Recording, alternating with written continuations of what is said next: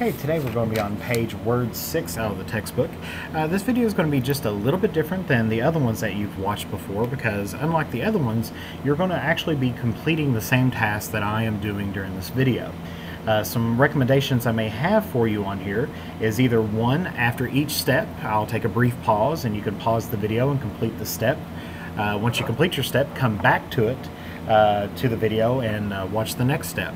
Or you can watch this in its entirety and then go through and follow the steps out of the textbook, just watching at the very end of the video to make sure that your document looks similar to my document. And if you have any problems while watching this video or while creating this document at any point in time, please feel free to raise your hand and ask for some assistance. Now, when you begin writing in a new document, it's very simple. All you have to do is just start typing on there. Now, Word does include a feature that we're going to briefly talk about before we get into it, and that is what we call the word wrap. And that is what's going to automatically move the insertion point to the next line of the document when you reach to the right margin. That way, so you only have to press the enter key when you want either a new paragraph or to have a blank line. So what we're going to do is in this lesson, we're going to be typing a quick memo to our marketing staff for the QST managers. In step 1, it tells us here that we want to type memorandum and press the enter key twice. So here we are, we're going to type in memorandum, and we're pressing the enter key twice. If you do press something wrong, just remember you can always press the backspace key to erase the mistake and then try again on there. The backspace will actually delete one character to the left on there, while the delete key deletes one character to the right on there.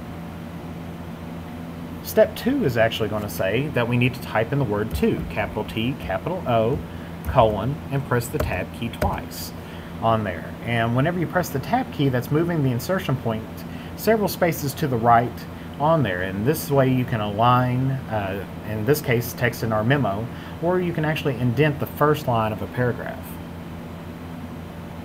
Step 3 tells us that we want to type in QST managers, and then press the enter key. And whenever you press the enter key, notice that the insertion point moves to the next line. Step 4 tells us on here that we have quite a bit of text to type here. First of all, we're going to type in the word from, and these are all capital letters, colon, and then we're going to hit the tab key twice. Whenever you see anything in brackets on there, generally that represents a key that you need to hit. So notice that we hit the tab key twice, and we type in Ron Dawson. And notice that that is helping us to line up the text in this memo. If I press the enter key, now I can move on down to the next line where I'm going to type in the word date, colon, hit my tab key twice, and then type in July 12, 2010. Hit my enter key again, and I'm going to hit RE, which stands for regarding, colon, tab, and this is going to be marketing meeting. I'm going to press my enter key twice, and that completes up step 4. One little thing, if you read the paragraph underneath step 4, it talks about red or green wavy lines that may appear underneath some of the words that you may have typed. Those are really indicating a possible spelling or grammar error. And spelling and grammar checking is one of the many automatic features that you will encounter as you type. And if you take a look at figure A2, or table A2 on page Word 7, it talks a little bit about those features that's going to appear while you type. The first one, we've already talked a little bit about word wrap. That's one feature. But we're also going to be working with autocomplete. And whenever we deal with autocomplete, that's a screen tip suggesting text to insert that's going to appear as you type. Generally, that's days of the week, months, on there, or even dates. It's going to offer you up a suggestion on there. If you see something that appears on there and that's what you want to use, you just press the enter key and that's going to accept the autocomplete. Here in a second, we're going to actually be seeing the autocorrect, and that's when it takes text that we type and it automatically corrects it to be in the proper format, and that's going to correct typos, minor spelling errors, capitalization, and typographical symbols like the trademark, copy sign, and even make some things what we call superscript, such as in what we're going to see here in a second, the 16. Or if we're going to use 16th with the TH on the end of it, it's going to make that TH a little bit smaller. Step 5, this is where we're going to encounter that autocorrect. Well, we're going to type in the next marketing staff meeting will be held on the 16th of July at 1 p.m. in the conference room on the ground floor, period. So once we start typing that, notice that as I'm typing this, some things that you need to pay attention to is definitely watching for any red or green lines. That is going to be an indication that you maybe have misspelled something or there's a grammatical error there.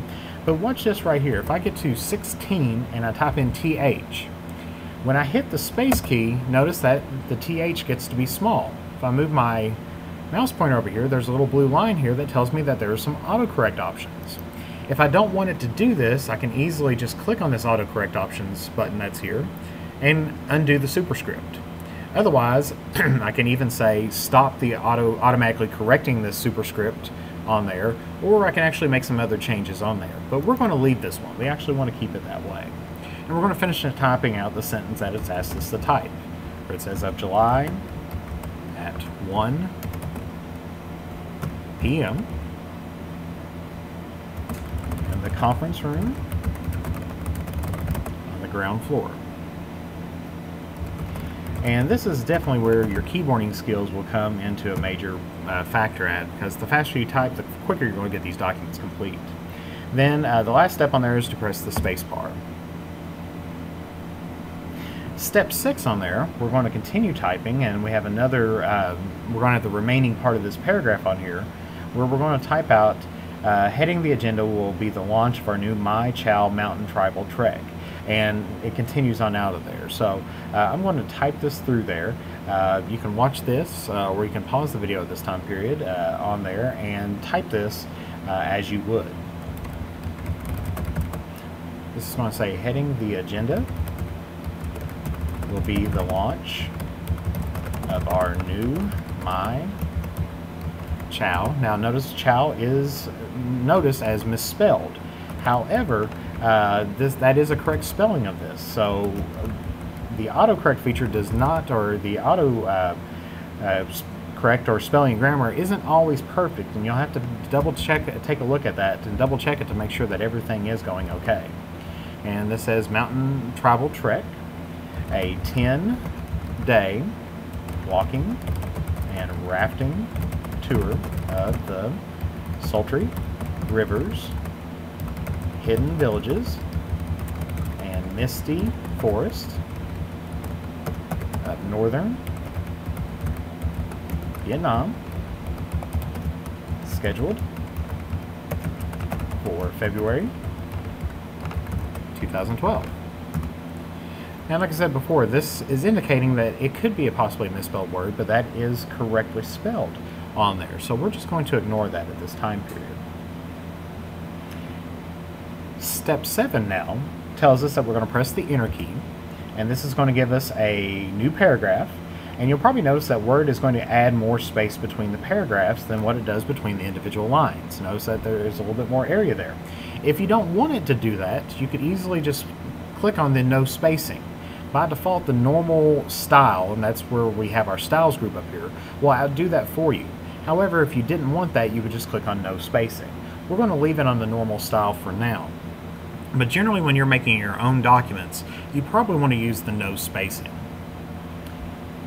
This tells us on here, on step 7, that we're going to type in Wim Hoppengarth. And those are spelled correctly. Once again, names are generally not recognized as part of the dictionary in which it uses for that. Now, you can always add things to the dictionary, but we're not going to add these on at this time period. This tells us Wim Hoppengarth is in Hanoi, hammering out the details, a preliminary draft of the tour brochure is attached. Bring your creative ideas for launching, and I know that in the textbook there's a hyphen there, but just ignore the hyphen, just keep on typing. This exciting new tour to the meeting. And as I said, once again, just double check your spelling and double check your grammar usage just to make sure that everything is on there. Step 8 is going to tell us on there that we need to position our mouse pointer after 4 but before the space in the last line of the first paragraph. So when it says on here, scheduled for February 2012, we want to place our insertion point just to the right of the word for. But it's just after that word for, but before the space. Notice if I hit my right arrow key, it takes me over beyond the space, but we want to be directly next to that for. And that is step 9, so you want to make sure that your mouse pointer is in this location right here. Step 9 is going to tell us that we need to press the backspace 3 times. So if I click this 1, 2, 3, notice the word for has been removed. And the backspace will remove the character before the insertion point or to the left of the insertion point as you hit it, just one character. The remaining part of step 9 tells us we're going to type in to depart in. So now that should read scheduled to depart in February 2012. In step 10, we're going to move the insertion point before staff in the first sentence. So when we go up here to the next marketing staff, we're going to place the insertion point before staff, so directly to the left of the S on there. Then it tells us that we're going to press the delete key 6 times to remove the word staff and the space after it. So notice once again the backspace will delete to the left while the delete deletes to the right. So notice as I hit this 6 times, there's 1, 2, 3, 4, 5, 6. Now the word staff has been removed, and it should say the next marketing meeting will be held on there. So once again, if you have not done so already, go ahead and make sure that you complete steps 1 through 10 on page Word 6, and then you may move on to the next video entitled Word A, Video 3.